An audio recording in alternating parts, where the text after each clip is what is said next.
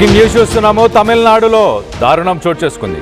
ఒక ప్రియుడితో రెడ్ హ్యాండెడ్గా భర్తకు భార్య దొరికింది. కోపంతో భార్యను రాజా అత్విక్ దేవ్ భార్యను చంపేశారు. భార్యను చంపిన తర్వాత ఇన్స్టాగ్రామ్లో భర్త ఒక వీడియోను పెట్టాడు. భార్య ప్రియుడితో కలిసి ఉన్న వీడియోను షేర్ చేశాడు భర్త రాజా. తన భార్యను ఎంతగానో ప్రేమించానని, చివరకు ఇలా మోసం చేసిందని భర్త ఆవేదన వ్యక్తపరిచాడు. ఆ వీడియోలో కొడుకుతో కలిసి చనిపోతున్నట్లు భర్త ఒక వీడియోని ఇన్స్టాగ్రామ్లో పెట్టడం జరిగింది.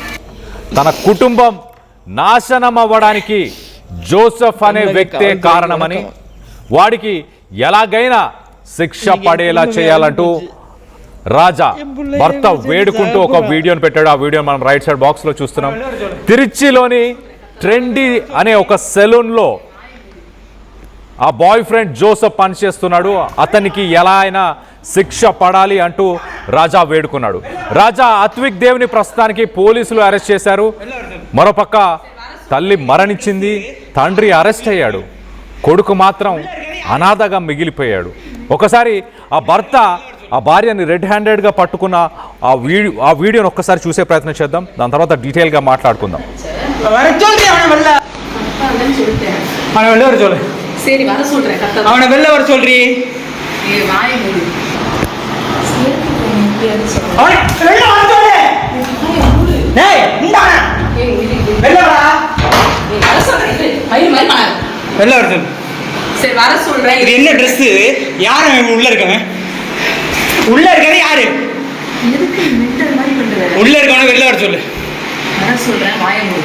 வர சொல்லு. கத்திட்டு இருக்காத. இது நம்ம வீடு கிடையாது. எதுக்கு இப்ப நீ என்னை பட்டு நடிச்ச? வர சொல்றேன் அவனை வெளில. நான் அடிக்கிறேன். சொல்றேன். வர சொல்லு. நீ வாய் மூடு. நான் வர சொல்றேன். வாய் மூடு. அவனை வெளில வர சொல்லு. நான் வர சொல்றேன். வெளில வர சொல்லுன்னு. வெளில வர சொல்லு. வர சொல்றீ அவனை. அவனை வெளில வர சொல்லு. வெளில வர சொல்லு. நீ வெளில வா. ஏய் வெளில வாடா. சுண்ணி போடா. நீ மென்டல் இந்த மாதிரி கப்பா. வெளில வர சொல்லு. ஜோசப் ப்ரோவா? ஜோசப் ப்ரோ இங்க வெளில வா. வெளில வாடா. அக்கா இங்க வெளில வெளில வெளில வெளில வெளில வெளில. ஏன் மொண்டாட்டி விட்டு நீ எப்படா நைட் போய் ஸ்டே பண்ற? இங்க வெளில வா. வெளில வா. வெளில வாடா டேய். வெளில வாடா. வெளில வா. ஏய்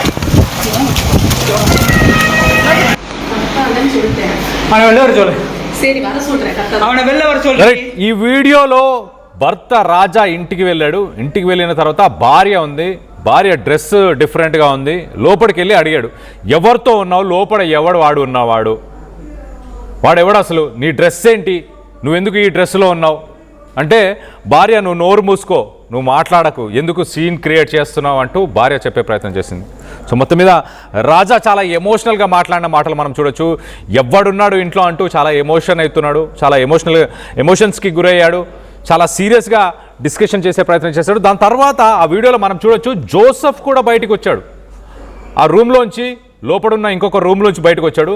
తన భార్య సాధారణంగా ఇలాంటి బట్టలు ఎప్పుడు వేసుకోదు. అలాంటి బట్టలు ఏంటి, ఈ బట్టలు ఎందుకు వేసుకున్నాను, అసలు ఈ బట్టలు ఎక్కడి నుంచి వచ్చాయి, లోపడున్నాడు ఎవడాడు అసలు. ఎస్, ఆ డోర్ దగ్గర మనం చూడొచ్చు. ఆ డోర్ లోపల, ఆ బాత్రూమ్ లోపల దాక్కున్నాడు జోసెఫ్. వాడెవడు అంటూ బయటకు వచ్చాడు. ఎస్, ఎగ్జాక్ట్లీ, జోసెఫ్ బయటకు వచ్చాడు. దాని తర్వాత జోసెఫ్ నువ్వు అసలు ఇక్కడ ఎందుకున్నావు, నువ్వెవరు అసలు, నువ్వు భార్యతో ఎందుకున్నావు అంటూ మొత్తానికైతే మాట్లాడుకొచ్చాడు. దాని తర్వాత తన భార్యని చంపేశాడు భర్త రాజా. తన భార్యని చంపేసి మళ్ళీ సోషల్ మీడియా ఇన్స్టాగ్రామ్లో ఒక వీడియోని భర్త రాజా పెట్టాడు. ఆ వీడియోలో ఏం మాట్లాడాడో ఒకసారి ఆ భర్త ఆవేదన కూడా ఒకసారి చూసే ప్రయత్నం చేద్దాం.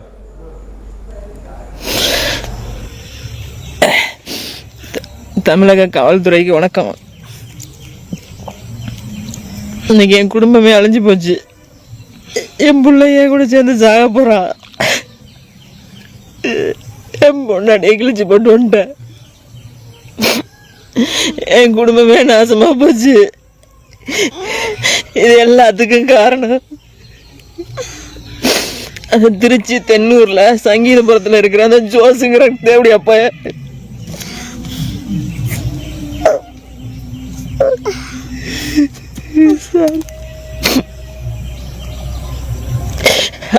அவனால எல்லாமே போச்சு. தயவு செய்து அவனுக்கு ஏதாவது தண்டனை வாங்கி கொடுங்க.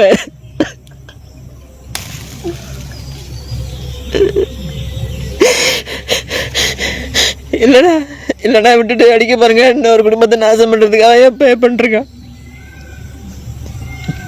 அவன் பேரு ஜோஸ். திருச்சி ட்ரெண்ட்மி சலூன்ல வேலை பார்த்தான். இப்ப எங்கன்னு தெரியல. ஆளை பிடிக்க முடியல. அவனு எவ்வளவோ ட்ரை பண்ண முடியல. என் பொண்டாட்டிட்டு எவ்வளவோ சொல்லி சொல்லி கெஞ்சி கெஞ்சி பார்த்தேன். தூரா பண்ணாதடி பேசாதடி. கேட்க மாட்டாளே. என் பிள்ளை நாசமா போச்சு. ஐயா அவங்க காலில் விழுந்து கெஞ்சி கேட்குறேன்.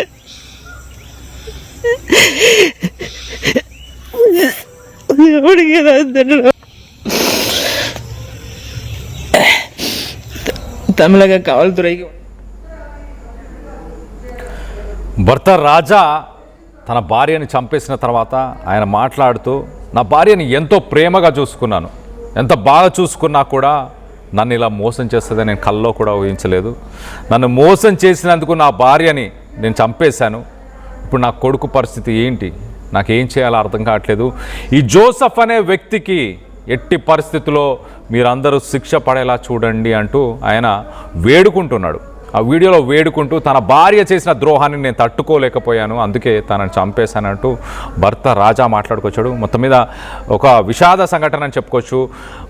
భార్య చనిపోయింది, అంటే తల్లి చనిపోయింది, తండ్రి జైలు పాలయ్యాడు, ఆ కొడుకు ఆ చిన్నారి ప్రస్తుతానికి ఒక అనాథగా మిగిలిపోతున్నాడు. ఎవరు లేరు తనకి ఇప్పుడు ప్రస్తుతానికి. అలాంటి పరిస్థితులు ఆ చిన్నారి ఎదుర్కోవడానికి ముఖ్య కారణం ఎవరు? అసలు జోసెఫ్ తప్పిదం ఉందని మీరు భావిస్తున్నారా? లేదు, ఆ భార్య తప్పిదం కూడా ఈక్వల్గా ఉంది. వారిద్దరూ చేసిన తప్పిదాల వల్లే ఇప్పుడు ఆ చిన్నారి ప్రస్తుతానికి అనాథగా మారాడని మీరు భావిస్తున్నారా? మీ అభిప్రాయాలు ఏంటనేది కింద కామెంట్ రూపంలో తెలియపరచండి. అలాగే దీనికి సంబంధించి మరింత అప్డేట్ తీసుకునే ప్రయత్నం చేద్దాం. మా ప్రతినిధి నిర్మల అందుబాటులో ఉన్నారు. నిర్మలతో మాట్లాడి తెలుసుకునే ప్రయత్నం చేద్దాం. నిర్మల, చెప్పండి, అసలు ఇప్పుడు ప్రస్తుతానికి జోసెఫ్ని అరెస్ట్ చేశారా, రాజాని కూడా పోలీసులు అరెస్ట్ చేశారా, ఏంటి, what is the latest update? Yes Kalyan, ఈ దారుణం మాత్రం మన తమిళనాడులో చోటు చేసుకుందని కూడా చెప్పొచ్చు. ఎందుకంటే భార్యను అతిగా ప్రేమించంటే భార్యను తను చాలా అంటే చాలా ఇష్టంగా ప్రేమించాడు. అంతగా ఇష్టపడ్డప్పుడు తను మోసం చేస్తుంది అని ఎట్టి పరిస్థితుల్లో కూడా నేను ఊహించని ఘటన ఇదంతా కూడా అని చెప్పేసి కూడా రాజా చెప్పుకొచ్చాడు. అదే విధంగా తను ఒక వీడియో రిలీజ్ చేయడం కూడా జరిగింది. నా భార్య లేకపోవడం అనేది ఇప్పుడు నేను తట్టుకోలేకపోతున్నా, ఎందుకంటే దీని అంతటికి కారణం జోసెఫే కాబట్టి జోసెఫ్ ని ఖచ్చితంగా కూడా పోలీసులు శిక్షించాలి, లేకపోతే నా కొడుకుకు న్యాయం జరగదు అని చెప్పేసి చెప్పుకొస్తున్నాడు రాజా. ఎందుకంటే భార్య మీద ఉన్న ప్రేమతోనే ఇక్కడ తను ఇంత సాహసానికి కూడా ఒడిగట్టినట్టుగా కూడా తెలుస్తూ ఉంది. ఎంతగానో ప్రేమించినప్పుడు తను నమ్మక ద్రోహం చేసి తనను నమ్మించి వంచింది అనే ఒక కోపంతోనే, ఆవేశంలోనే తను తీసుకున్న నిర్ణయము భార్య మీద దాడి అని కూడా చెప్పుకోవచ్చు. ఆ దాడిలో భార్య ప్రాణాలు కోల్పోగా తర్వాత నేను బ్రతకడం ఎందుకు అనే ఒక నిర్ణయానికి కూడా వచ్చి తన కుమారుడితో కలిసి మేము కూడా బలవన్మరణానికి పాల్పడతాము అనే ఒక సిచ్యువేషన్ లో కూడా తను వీడియో రిలీజ్ చేయడం కూడా జరిగింది. ఇప్పుడు నా కుమారుడు అనాథ అయిపోయాడు అని చెప్పేసి చెప్తూ ఉన్నాడు. తనే పోలీసుల దగ్గరికి వెళ్ళిపోయి కూడా ఇదే చెప్పడం జరిగింది. అదే విధంగా కూడా ఇటు జోసెఫ్ ను కూడా పోలీసులు అదుపులోకి తీసుకున్నారు, రాజాని కూడా అదుపులోకి తీసుకున్నాడు.